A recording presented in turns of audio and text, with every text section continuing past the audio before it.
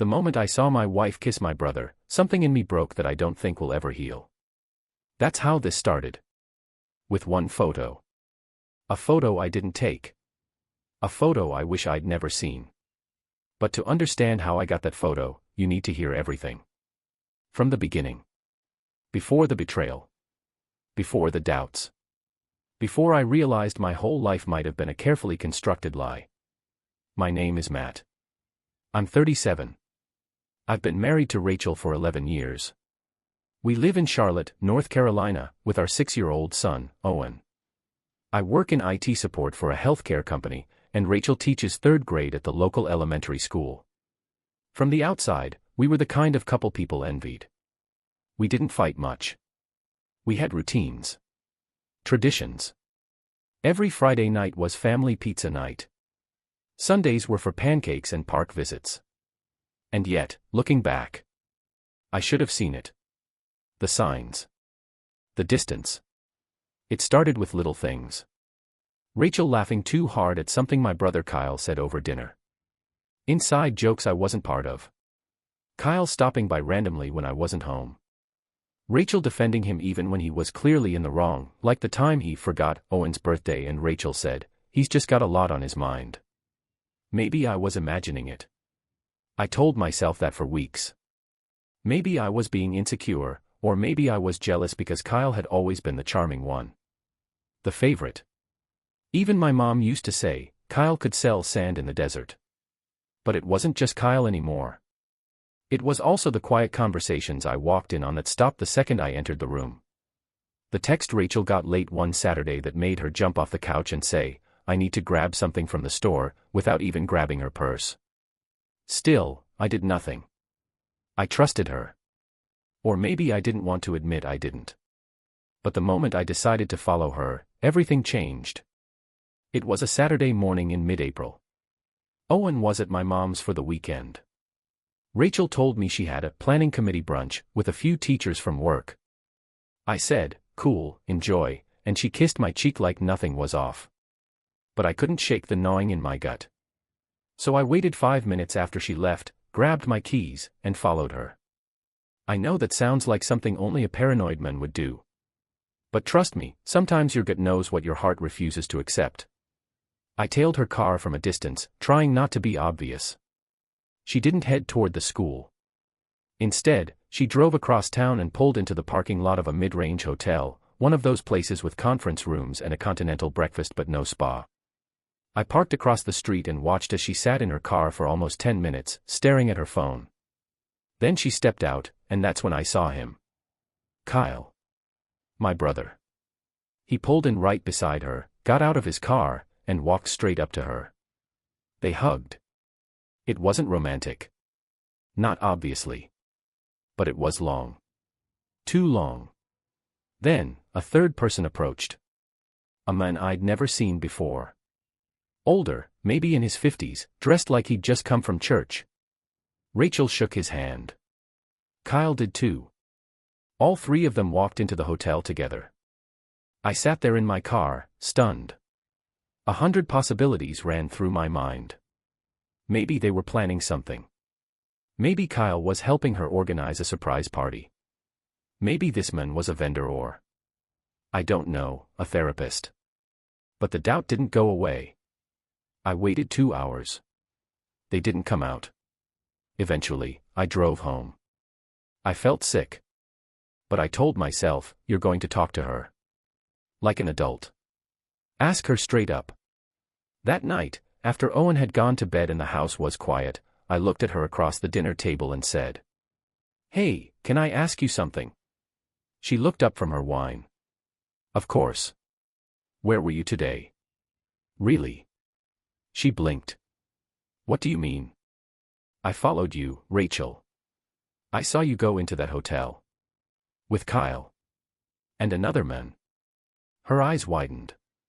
For a second, just a second, I saw something flicker across her face, panic.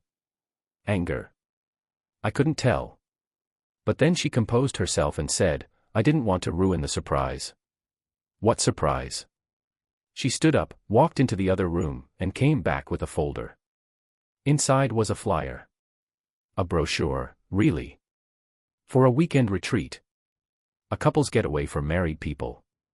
A package for massages, cooking classes, and trust-building activities? Kyle was helping me figure out the logistics. The men you saw, he's the coordinator. We were going to surprise you for our anniversary. I didn't want you to know. I stared at the brochure. It looked legitimate. Professional. Real. She sighed. I guess I should have been more careful. But you following me? That's not okay, Matt. I felt the guilt instantly. Like a wave crushing down on my spine. I'm sorry, I muttered. I thought. She reached across the table and touched my hand. Do you trust me? I wanted to say yes. I needed to say yes. So I nodded. And that night, I apologized again. I even bought her flowers the next day. For the next week, things felt normal. Better, even. She seemed softer. More affectionate. Kyle came by less. I started to believe it. That I'd overreacted. That my mind had played tricks on me. But then, on the morning of our anniversary, I found a letter in our mailbox. No return address. Just my name, written in blocky, uneven letters. Inside the envelope were 3 printed photos. Grainy, like they'd been taken from a distance. But clear enough. Rachel. My wife. In the parking lot of the same hotel. Kissing Kyle. Not a hug. A real kiss. One hand on his neck. His hand on her waist. The second photo showed them laughing afterward. The third, her resting her head on his shoulder. No stranger. No brochure. Just the two of them. I didn't cry. I didn't scream. I just sat at the kitchen table with the photos in my hand, waiting to feel something. And then I heard the front door open. Happy anniversary, babe. Rachel called out cheerfully from the foyer. I shoved the photos into the drawer and stood up slowly. Hey, I said. We need to talk. Rachel walked into the kitchen with a gift bag in her hand and a wide smile on her face. She looked beautiful, hair curled, red lipstick, the necklace I gave her last Christmas around her neck. It was the exact image of what a happy wife should look like on her anniversary. And all I could see was the photo of her kissing my brother. She stepped forward and kissed my cheek. You okay? She asked. You look. I don't know, pale. I took a breath, my heart thudding so hard I thought she could hear it. Sit down, I said, motioning toward the table. She frowned, but Saturday, you're scaring me. What's going on? I opened the drawer slowly and pulled out the envelope. I didn't say anything, just handed it to her. She looked at it, confused, then pulled out the photos one by one. As her eyes landed on the first one, her smile vanished. By the second, her mouth opened slightly. By the third, she wasn't even blinking. Then silence. She didn't speak. Didn't cry. Just sat still for almost a full minute, like her brain was buffering. Finally, she said, Where did you get these? In the mailbox. This morning. No return address. Another pause. They're fake, she said too quickly. Someone must have doctored them. Photoshopped. I leaned forward. Rachel, I was there. I saw you and Kyle go into that hotel. You told me it was for an anniversary surprise. That you were meeting the coordinator. We were. No, you weren't. These pictures say otherwise. She stood up, clutching the envelope to her chest. Matt, I swear to you, this isn't what it looks like. You're jumping to conclusions. Then explain it to me, I said, standing too. My voice cracked a little, more from hurt than anger. Explain why you're kissing my brother. Why you're resting your head on his shoulder like that. She shook her head, tears finally forming in her eyes. It's not what you think. It's complicated. Try me, I snapped. She turned away from me, staring at the window over the sink, her hands trembling. Kyle and we got close last year. Around the time your dad passed away. I felt my jaw tighten. What does my dad's death have to do with you kissing my brother? I was trying to support him, Matt. He was devastated. You were grieving too, and I didn't want to put more on you. Kyle leaned on me. I let him. And I know I crossed a line, but it wasn't. Don't try to sell it as comforting him. You're not his therapist. She turned back to me. I didn't sleep with him. But you kissed him. Silence again. That wasn't recent, she said finally. That picture, it was from last fall. Before I planned anything for our anniversary. We had a moment. A stupid, emotional moment.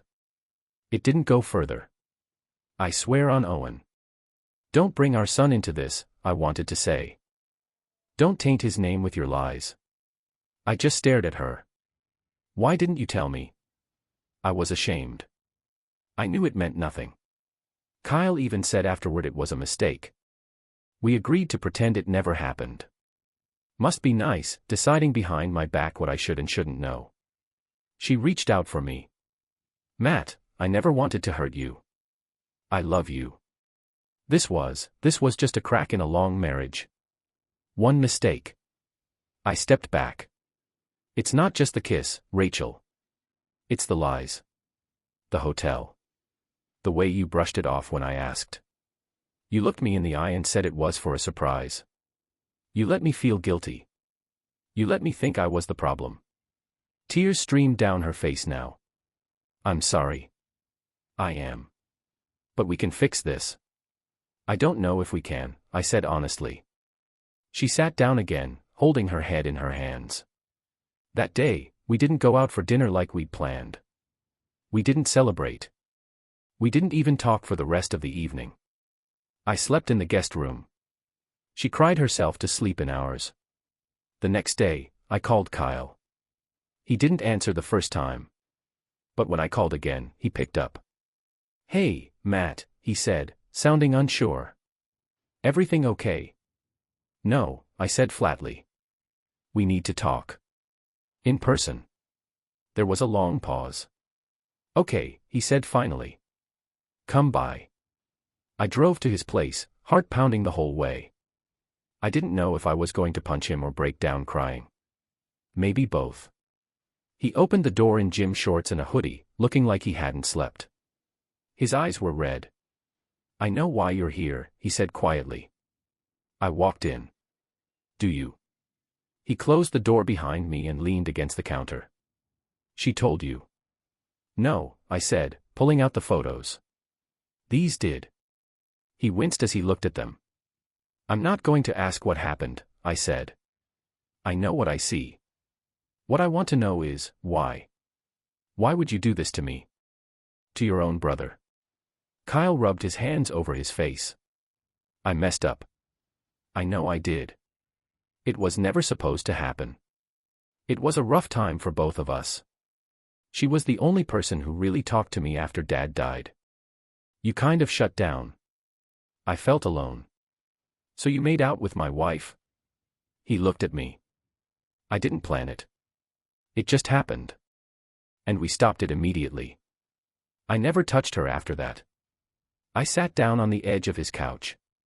My body felt heavy, like it wasn't mine. I trusted you, I said. I know. No, I don't think you do. You were my brother. My best man. My son's uncle. And you kissed my wife. He lowered his head. I'll never forgive myself for it. Good, I said. Because I sure as hell won't. I left his apartment without another word. The days after were a blur. Rachel tried to talk to me, but I wasn't ready. I went through the motions, work, school drop-offs, bills, but emotionally, I was somewhere else. Stuck. I thought about divorce. I looked up lawyers. I even thought about staying, for Owen. For stability. But every time I looked at Rachel, I saw Kyle's hands on her waist. Her lips on his. I needed space. Answers. Truth. And that's when another envelope arrived. This one wasn't in the mailbox. It was slid under our front door late at night. Rachel was asleep upstairs. I found it when I went to get a glass of water. It was smaller. But it had one photo inside. A photo of the stranger I'd seen outside the hotel. The older man. On the back, in messy handwriting, it said, "Ask Rachel who he really is." The photo shook in my hand. It wasn't the image that rattled me, it was the question written on the back. Ask Rachel who he really is. The same man I'd seen standing beside Rachel and my brother outside that hotel, smiling like they were old friends. I'd convinced myself he was a hotel employee, a vendor, some neutral third party. But now, it was clear someone was watching, someone who knew more than I did. And they were dropping hints like breadcrumbs, leading me toward something darker. I turned the photo over again, staring at the man's face. Gray hair. Neatly trimmed beard. Button-down shirt, slacks, wedding ring. Nothing about him screamed threat, he looked more like someone's dad than someone hiding a secret. But the message said enough. I didn't sleep that night. I just lay in the guest room, the picture sitting on the nightstand, my mind replaying everything, Rachel's lie, Kyle's betrayal, and now, this. By sunrise, I knew I had to ask her. Whether I was ready or not. At breakfast, Rachel looked tired. She hadn't put on makeup. Her hair was still wet from the shower. She moved quietly around the kitchen, avoiding eye contact. I watched her pour cereal for Owen, smile weakly at his jokes, and pretend like we were still a normal family. When she finally sat down across from me, I slid the photo across the table without a word. She blinked at it. Picked it up. Stared. Then she froze. I saw the change immediately. Her body went still, her lips parted, and she looked up at me slowly. "Where did you get this?" she asked, voice thin. "Same way I got the others," I said. "Someone left it. This time under the door." Rachel's eyes darted to Owen, who was humming and drawing dinosaurs on a napkin. She lowered her voice. "Can we talk upstairs? Please." I nodded. Upstairs, with the bedroom door closed, she stood by the window, photo still in her hand. "Matt. I can explain. But you need to listen to everything before you react." I didn't say anything. Just folded my arms and waited. She looked at the photo again. "His name is David Marshall. And who is he to you?" Her silence told me everything I needed to know. It wasn't just some coordinator or hotel manager. She swallowed hard. "He's my biological father." That. I didn't expect. "What?" I said, stepping closer. "I thought your dad passed away when you were a teenager." "He did. The man who raised me, the man I thought was my father, died when I was 16. But last year, I took one of those ancestry tests. You know, for fun. And a few weeks later, I got a message from a woman claiming to be my half-sister." I stared at her, trying to absorb what I was hearing. She told me I had the wrong father. That her dad, David, had an affair with my mom back in college. She sent me photos, timelines, even offered a DNA test. I didn't believe it. At first. But curiosity got the better of me. I took the test. It confirmed it. I ran my hand over my face. "Why wouldn't you tell me this?" "Because I didn't know how to," she said. "It was already such a weird time. We were dealing with your dad's death, work stress, everything. I thought it would just be some long-lost family trivia. But then. I met him." She walked to the bed and sat down. I reached out. "I met David for coffee. Then again. Then Kyle asked me about him. I told Kyle what I found out, just because I needed someone to talk to, and he offered to come with me the next time. Said it would be safer." "Safer?" I repeated. I didn't know what kind of man David was. What his intentions were. Kyle was just being protective. At first. We met at that hotel because David didn't want to do anything public. Said it would draw too much attention. I stared at her. "And you didn't think any of this was worth telling your husband?" She looked away. I didn't want to add more tension. I thought I could figure it all out, then bring you into it once it made sense. But I misjudged everything. I sat beside her, rubbing my temples. "Why the secrecy?" Why the lies about planning an anniversary surprise? Because I was embarrassed, she said, her voice cracking. About lying before. About the kiss with Kyle. About everything. I thought maybe if I planned something beautiful for us, it would fix things. But it was built on more lies. I didn't know what to say. My world, already shaken, was now completely off balance. You have every right to be angry, she whispered. I handled it all wrong. I thought I could carry it on my own. I stood up, pacing. So let me get this straight, I said. You lied about where you were going. You kept your biological father a secret. You involved my brother. You kissed my brother.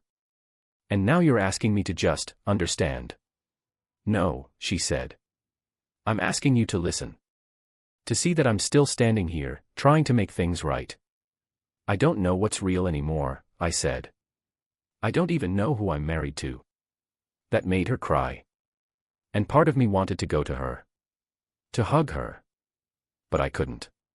Not yet. That evening, after Rachel took Owen to her sister's for the night, I sat alone in the house. The silence was unbearable. So I did what I hadn't done yet, I looked up David Marshall. It wasn't hard. He was a retired business consultant from Raleigh. Married. 2 daughters. He looked exactly like Rachel in some photos, same eyes, same high cheekbones. And his wife? Still very much alive. Which made me wonder, did she know? Did she know her husband had fathered a child outside their marriage decades ago? That night, I wrote David an email. Rachel had given me his contact last month, saying it was, just in case. I never thought I'd use it. Subject line, we need to talk. Body. David. My name is Matt, Rachel's husband. I believe we met briefly outside a hotel a few weeks ago. I'd like to speak with you. There are some things I think we both deserve clarity on. Matt. I hit send before I could overthink it. The next morning, I had a reply. Matt. I was wondering when I might hear from you. I agree, it's time we had a conversation. Let me know when and where. I'll come to you. David. He included his phone number. I stared at it for a long time, then texted him. Tomorrow. 3 p.m. The corner cafe on Hawthorne Avenue. The following day, I sat at a small corner table, heart pounding, phone in hand. And at exactly 2:58 p.m., he walked in. David looked just like the photo. Older now, slower, but composed. Come. He spotted me and came over. Held out his hand. I didn't take it. He lowered it slowly and sat down across from me. I take it Rachel told you everything, he asked. I nodded. Not everything. That's why I'm here. He sighed. I figured this day would come. Go ahead, Matt. Ask me anything you want. So I did. But what I didn't expect was the answer to my very first question. Did you know she was your daughter all these years? He paused. Then looked me straight in the eye. I knew. But I never told anyone. I knew. But I never told anyone. Those words hit like a punch to the chest. I stared at David, stunned, trying to grasp the weight of what he had just confessed. I leaned forward, arms resting on the small cafe table, and narrowed my eyes. You knew Rachel was your daughter, and you kept it a secret. For 30-something years. David nodded slowly, as if he'd been waiting his whole life to say it aloud. Yes. I knew from the beginning. Her mother, Karen, told me she was pregnant. We were both married to other people at the time. We agreed to walk away from it. Bury it. He took a slow sip of coffee, then continued. She said she would raise the baby with her husband, pretend it was his. That's what she wanted. I respected her decision. It wasn't easy, but back then, secrets were easier to keep. I sat in silence, processing his calm delivery. There wasn't an ounce of guilt in his voice. Just resignation. Like it was all history to him, distant and justified. But didn't you ever want to meet her? I asked, bitterness creeping into my tone. Didn't you ever think maybe she deserved to know the truth? David looked down for a moment, then back up at me. Every day, he said. But I told myself it was better this way. That I would just be complicating her life. I followed her birthdays in silence. Saw photos online when your son was born. She looked happy. I didn't want to disrupt that. I felt a sudden surge of anger. But you did disrupt it. You showed up. You let yourself be found. And now my life, our life, is unraveling because of your silence and your secrets. David sighed and folded his hands in front of him. I didn't reach out to her, Matt. She found me. After that DNA test, there was no more hiding. When she emailed me, I cried. I never expected that door to open again. I sat back, staring at this man who had shaped Rachel's identity without ever stepping into her life. I couldn't decide if I pitied him or hated him. Why the hotel meetings? I asked. Why the secrecy now? If this was all just about connection and closure, why sneak around? David hesitated. I didn't want my wife to know. She still doesn't. She thinks Rachel is someone I used to work with. That's the story I gave her. I scoffed. So you're still lying. Still protecting your image. It's not about image, he said. It's about control. I can't go back in time and change what I did. But I can try to manage the damage now. Yeah, I muttered. That's working out great. He looked at me steadily. You have every right to be angry. But don't punish Rachel for what she didn't know. That's not the point, I snapped. It's not just about her father. It's about everything. The hotel lies. The kiss with my brother. The cover-up. I don't even know who I married anymore. David's expression softened. Then let me ask you something, he said. Do you still love her? I clenched my jaw, not answering. She told me about what happened with Kyle, he added quietly. She's been carrying a lot of guilt. Guilt doesn't undo betrayal, I said flatly. No, he agreed. But sometimes, it means the person still cares enough to be wrecked by what they did. That counts for something. I stood up. This conversation is over. David stood too. I'm sorry, Matt. For everything. I never meant to hurt anyone. But now that I'm here, I want to make it right. I looked at him, unsure if there was any way to believe that. She's your daughter, I said coldly. Start by acting like it. Then I walked out. That evening, I didn't go home. I drove around for hours, aimless and tired, trying to quiet the storm in my head. I thought about Rachel's face when I handed her that photo. The fear. The pain. The truth finally surfacing after months of deceit. And I thought about Owen. He had no idea what was happening. He still saw his parents as a team. As a unit. The thought of breaking that illusion crushed me. But staying silent, pretending none of this happened, was worse. When I finally got home, the house was dark. I stepped inside quietly. Rachel was sitting at the kitchen table, staring at her phone. She looked up when she saw me, like she wasn't sure whether to speak. I met with David, I said. She nodded. I figured. He told me everything. About knowing. About your mom. About his wife. Her voice was barely above a whisper. What did you think of him? I think, he's a man who's made peace with his lies. She flinched at that. I also think, I continued, that he's still hiding. Even now. Rachel folded her arms. I hated him when I found out. For pretending I didn't exist. For letting me grow up without ever knowing who I was. And then I met him, and I saw how badly he wanted to fix it. But it doesn't erase the years. I sat across from her. Like you and Kyle, I said. The apology doesn't erase the moment. I know, she whispered. I can't just move on, Rachel. I need time. Space. I'm not saying I'm giving up on us. But I'm saying I can't breathe in this house right now. Tears filled her eyes. Are you leaving? I looked away. Just for a few days. I'll go stay with Jake. Jake was a friend from work, recently divorced. He had a spare room and owed me a favor. Rachel reached for my hand. Matt, I know I messed everything up. But I still love you. I never stopped. I believe you, I said. But love isn't always enough. I left the next morning. Owen was still asleep. I kissed his forehead, packed a small bag, and walked out without looking back. Jake welcomed me in without questions. He handed me a beer, turned on a game, and we sat in silence. He'd been through something similar a year ago. His wife had an affair with her yoga instructor. That betrayal nearly ruined him. But now, he seemed at peace. You ever think about taking her back? I asked. Jake shrugged. For a while. Then I realized I missed the idea of her, not the real her. I nodded. But your story feels different, he added. Rachel didn't cheat, did she?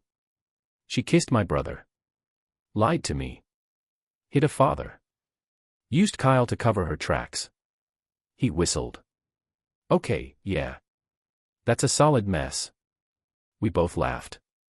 A tired, bitter laugh. Then Jake said something I wasn't expecting. Still, if she's telling the truth now, if she's trying, that counts for something. 3 days passed. On the 4th day, I got a text from an unknown number. It read, "You still don't know what your brother was hiding. Look in his garage. Behind the cabinets." My stomach dropped. I stared at the message, heart pounding. Another secret. Another twist. I didn't reply. I just got in my car and drove straight to Kyle's house. He wasn't home. I knew his work schedule. I had a spare key from years ago, buried in my glove compartment. I opened the garage, walked in, and stared at the cabinets. I took a deep breath, and opened the one in the corner. Behind some paint cans, pushed far back, was a box. I pulled it out. Inside were photos. Letters. One photo stopped me cold. It was Rachel. Smiling. But the date on the back. 3 years ago. And Kyle was in the photo too. They were in a cabin. Alone. I stared at the photo for what felt like an hour, though it was probably less than a minute. Rachel and Kyle, standing side by side on the porch of a cabin. She was bundled in a jacket I recognized from an old winter trip, and he had one arm around her waist. They were smiling, close. Too close. The date on the back read, February 15, 2022. Almost 3 years ago. 3 years ago, Rachel told me she went on a girls' weekend to Asheville. She even texted me a photo of a wine glass and a cheese board from a rustic lodge, said it was a much-needed escape. I hadn't thought twice about it. I'd stayed home with Owen and watched cartoons all weekend. But this wasn't Asheville with girlfriends. This was my brother. And my wife. Alone. There were more photos in the box.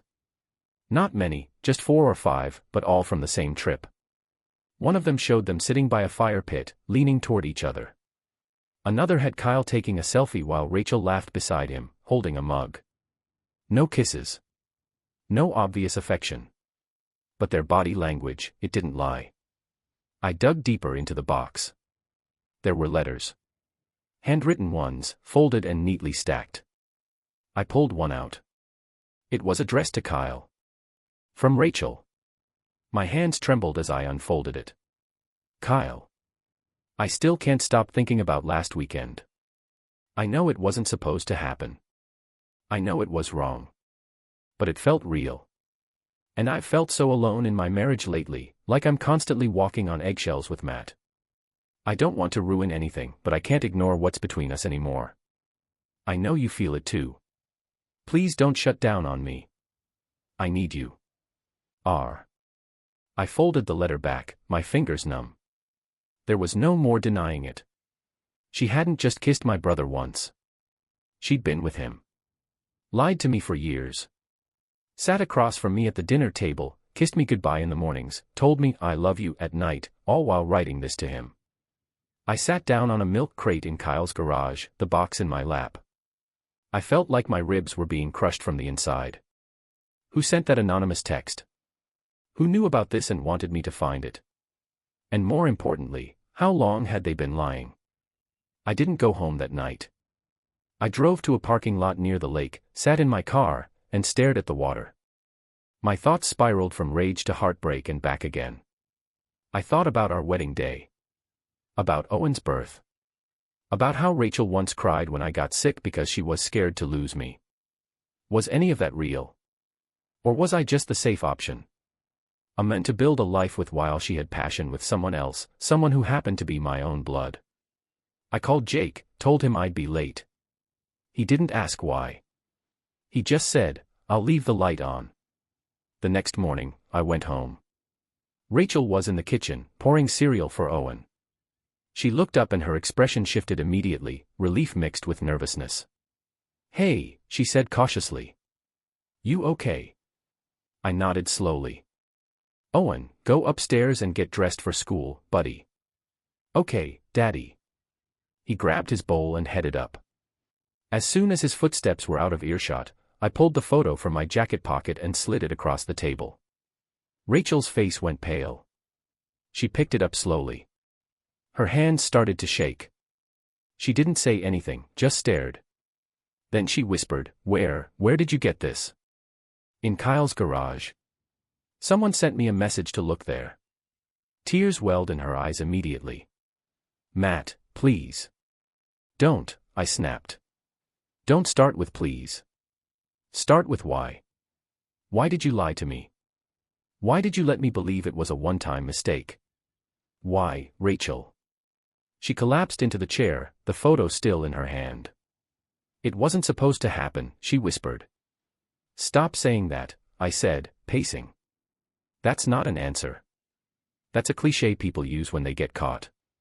She finally looked up at me. "I was lonely, Matt. You were distant. Always working. Always stressed. After Owen was born, we stopped being us. You shut down after your dad died, and Kyle, he listened. He made me feel like I wasn't invisible. You could have talked to me," I snapped. "You could have told me how you felt. Instead, you chose to take a weekend with my brother." "It was one time, just that trip," she said quickly. "I swear it. After that, I ended it. I told him we couldn't do it again. I begged him to forget it happened. But you kept writing him," I said. "I saw the letters." She buried her face in her hands. "I never stopped hating myself for it. You didn't hate it enough to confess. I didn't want to lose our family," she cried. "I thought if I just buried it deep enough, I could pretend it never happened. Like he did." I said bitterly. "You know what the worst part is, Rachel? I trusted both of you. You and Kyle. My two closest people." She was sobbing now, shoulders shaking. "I'm so sorry. I know I don't deserve forgiveness. But I never stopped loving you. It was a stupid, selfish escape. That's all it was." I stared at her. The woman I married. The mother of my child. And I felt hollow. "I don't even know what's real anymore," I said. She stood, her voice breaking. "It's real now. What we have. Please believe that." I didn't respond. Later that night, I texted Kyle. "I found the box." No response. I texted again. "We're going to talk. Face to face. Tomorrow. 7 p.m. You owe me that." This time, he replied. "Okay. I'll be there." The next day, I waited on my front porch, arms crossed, jaw tight. Kyle pulled up right on time. He looked like hell, eyes bloodshot, stubble growing, no smile. He walked up the steps slowly. "Where do you want to start?" he asked. I held up the photo. "You lied to me. You let me think it was just a one-time thing. How long were you going to keep this buried?" Kyle looked down at his feet. "Forever," he muttered. "Why?" I demanded. "Why her?" "I didn't plan it, Matt. I swear. We were drinking, talking about life, about feeling stuck. One thing led to another. I regretted it instantly. But you kept the pictures. The letters. He sighed. Yeah. I couldn't let them go. She was the only person who saw me for who I really was. I shook my head. You were my brother. And you broke something that can't be fixed. I know, he said. And if I could take it back, I would. I stepped closer. Do you love her? He didn't answer. That was answer enough.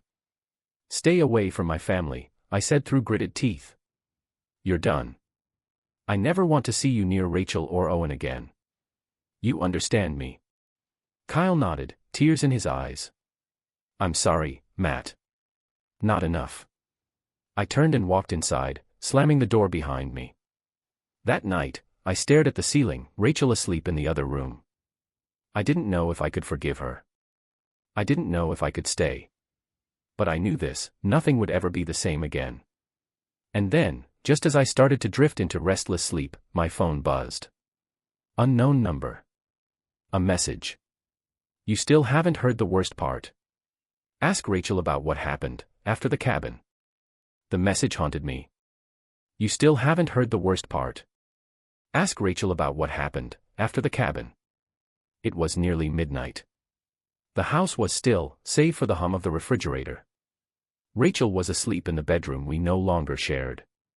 I stood in the kitchen barefoot, staring at the screen, trying to make sense of what, after the cabin, even meant. Hadn't I already uncovered the worst of it? The weekend in the woods. The letters. The emotional affair. The kiss. The lies. What could possibly be worse than that? But whoever had been sending these messages, whoever had been dropping these poison-tipped clues into my life, clearly wasn't finished. And neither was this story. I walked upstairs and paused outside our bedroom door. My hand hovered over the knob. I could ask her now. Wake her. Demand the truth. But I was tired. Tired of her tears. Tired of the way her mouth formed apologies before I even opened mine. Tired of looking at the woman I loved and seeing only questions. I went back to the guest room and didn't sleep. The next morning, I didn't say much. I made Owen's lunch, took him to school, then told Rachel I was working remotely from a coffee shop. That was a lie. I needed space. I needed time to think. And more than anything, I needed answers. So instead of coffee, I drove. I found myself heading toward the Blue Ridge Mountains, where the air was thinner and the silence heavier. I didn't know what I expected to find.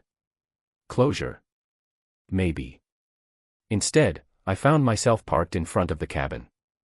I had used the date on the back of the photo and reverse image searched the building online. It wasn't hard, some rental cabins still had guest reviews public. One photo showed the same porch, same chairs, same railing. I'd called and pretended to be a guest from 2022 who lost a personal item. The owner texted me the code to the lockbox. The cabin was empty when I arrived. Dusty. Cold. But standing inside it, chills still ran down my spine. This was where they had been. Where she wrote the letter. Where he kept the photo. Where they'd chosen something that didn't include me. I walked the creaky floorboards. Touched the back of the couch. Glanced at the small fireplace. A blanket still folded over the armrest. None of it was mine, but all of it felt personal. And then I saw it, wedged between the bookshelf and the wall, a small bracelet. Silver. With a tiny owl charm. Rachel's favorite animal. She hadn't lost it. She'd left it here. I picked it up and put it in my pocket. And when I turned to leave, I finally knew what I had to do. That evening, I waited until Owen was asleep. Rachel was reading in the living room, curled up in a throw blanket, her face tired and distant. She looked up when I entered but didn't speak. I sat across from her. I need to ask you something, I said. She blinked. Okay. What happened after the cabin? I saw the color drain from her face. The book slipped from her lap onto the floor. Who told you to ask me that? She whispered. I'm not playing that game anymore, I said. Just answer it. She sat up slowly, as if her body suddenly weighed 100 pounds more. Her voice cracked. I didn't want you to know. I didn't respond. She rubbed her palms together, staring at them like they were stained. After the cabin, I found out I was pregnant. My breath caught. I hadn't expected that. Not even close. My voice dropped to a whisper. You were pregnant. She nodded. I thought it was yours. I wanted it to be yours. But I couldn't be sure. And Kyle, he didn't even know. My heart was thudding now. So what happened? I went to the doctor. They confirmed the pregnancy. And I waited, every day, hoping the timeline would make sense. But it didn't. I did the math 100 times. Tears filled her eyes again. It was Kyle's. 1,000 thoughts screamed through my head all at once. But my mouth asked the only question that really mattered. Where's the baby? She shook her head, crying now. I had a miscarriage. My mind reeled. When? Just under 2 months in. I never told you because I thought, maybe it was punishment. For what I did. Maybe it was better that way. I stood up. I couldn't sit anymore. And Kyle never knew. I asked. No. I never told him.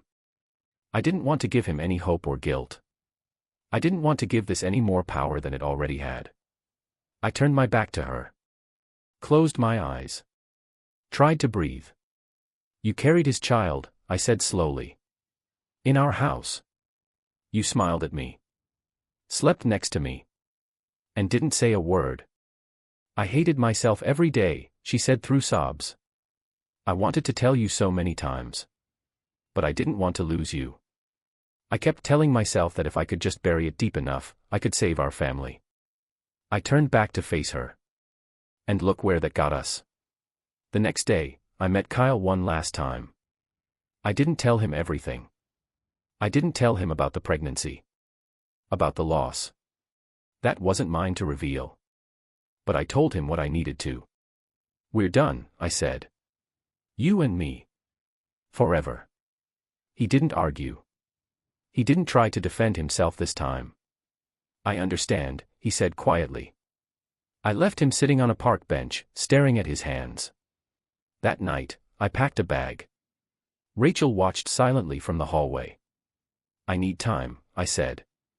I don't know where this leaves us. But I can't keep pretending. She nodded. I understand. I'll come back for Owen.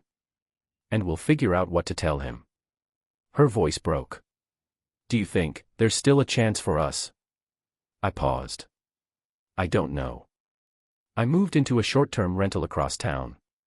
1 bedroom. Clean but cold. Just enough to get by. I saw Owen every other day. We kept things light for his sake, movies, soccer, bedtime stories. He didn't ask why Daddy wasn't sleeping at home. Not yet. And I waited. Waited for the hurt to ease. Waited for the message that wouldn't come. But I was wrong. Because 2 weeks later, another letter arrived. No envelope this time, just a folded piece of paper left under my windshield. Ask Rachel what she planned to do with the baby, before the miscarriage. And suddenly, everything I thought I knew, everything I thought was over, cracked wide open again. The letter was short. Just 1 line. Ask Rachel what she planned to do with the baby, before the miscarriage. But it hit harder than anything I'd read before. Harder than the first envelope with the photos. Harder than the letters I found in Kyle's garage. Harder than hearing my wife admit she'd carried my brother's child. Because this wasn't just about betrayal anymore. This was about intentions. What did Rachel plan to do? Keep the baby. Lie about the father. Tell me it was mine. Or something else. The note didn't come with answers. Just a crack in the wall I thought I'd finally started to patch. I sat on it for 2 days. Didn't mention it to her. Didn't bring it up in our brief texts about Owen's schedule. Didn't even look her in the eye during pickup. I was afraid. Afraid to peel back one more layer of this mess. Afraid I wouldn't like what I found underneath. But the truth has a way of demanding space. And this one was already growing in the back of my mind like a vine through cracked concrete. On Saturday afternoon, I texted her. I need to talk. In person. Rachel, come by after Owen goes to bed. I'll make tea. That night, I parked outside our old house, the porch light still flickering like it always did. I walked through the door like I had 100 times before, but now everything felt foreign. The smell of her lavender candle. The hum of the dishwasher. The creak of the wood under my feet. Rachel sat on the couch with 2 mugs in front of her. Her hair was tied up, no makeup, just a sweatshirt and sweatpants. But her eyes were sharp. Nervous. You got another message, didn't you? She asked softly. I sat down but didn't touch the tea. Yeah. She nodded, as if she knew it was coming. It said to ask you what you plan to do with the baby. Before the miscarriage. Silence. She didn't cry this time. She didn't gasp or cover her face or beg me not to ask. Instead, she said, I plan to leave you. The words hit like a slow, controlled explosion. I stared at her, heart pounding. I was going to tell you I needed a break, she continued. I thought I could move in with Kyle for a while. Figure things out. Raise the baby with him, if he wanted it. If not, I'd do it alone. I opened my mouth, then closed it. My chest felt tight. You were going to just walk out? I asked. She looked down. I was confused. Scared. But yes. That was my plan. I had made up my mind. So what stopped you? I asked, though I already knew. The miscarriage, she whispered. After that, everything changed. Tears welled in her eyes now, but she held them back.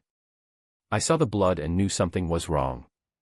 At the hospital, when they told me the pregnancy wasn't viable, I felt like I'd been erased. Like every decision I was about to make had been ripped away from me. I stood up. Pacing again.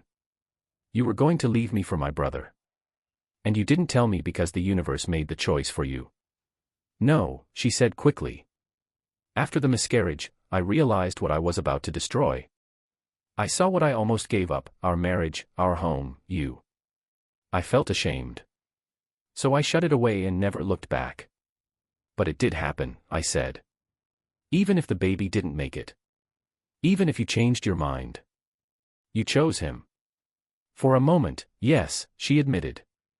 I was weak. I was lost. But I came back to you. You didn't come back, I said sharply. You stayed quiet. There's a difference. She winced. The rest of that night passed in fragments. More apologies. More silence. More questions that no answer could satisfy. She asked if I could ever forgive her. I didn't know. She asked if there was any part of me that still loved her. There was. But it was buried under too many layers of damage. The next day, I met with a lawyer.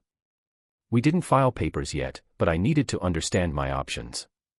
I wasn't ready to give up completely, but I also couldn't keep living with one foot in the past and one in the life we built for Owen. A week later, Rachel and I sat down and told him we were taking time apart. We didn't say the word divorce. Not yet. But his eyes filled with tears anyway. And when he hugged me that night and asked if I was still coming to his game on Saturday, I said yes. Because he still needed stability. Kyle moved to another state. He sent me one final message before he left. I don't expect forgiveness. But I want you to know I never stopped admiring you. That might have been the problem. I never replied. As for the anonymous letters and messages, they stopped. I never found out who sent them. Sometimes I think it was someone who loved chaos. Sometimes I wonder if it was someone who thought I deserved the truth, no matter how ugly it was. But deep down, I know they did something I couldn't do for myself. They forced me to see. 6 months later, Rachel and I sat across from each other at a cafe, neutral ground. No lawyers, no shouting, no tears. Just 2 people who had once loved each other deeply, and broken each other in ways they couldn't undo. We talked about Owen. His upcoming birthday. His math scores. His new obsession with reptiles. And then Rachel asked me something I didn't expect. Do you hate me? I thought about it. Not just the question, but everything that came before it. And then I said, "No. I don't hate you." She smiled, but it was sad. "Do you still love me?" I looked out the window for a long time before answering. "I think I'll always love the version of you I married." And that was the end of our story. Not with fireworks or screaming matches or second chances, but with the quiet truth that some cracks never fully heal. That love can be real, even when it's flawed. That sometimes the greatest pain comes not from strangers, but from those we trusted most. And sometimes, the only way forward is to finally let go.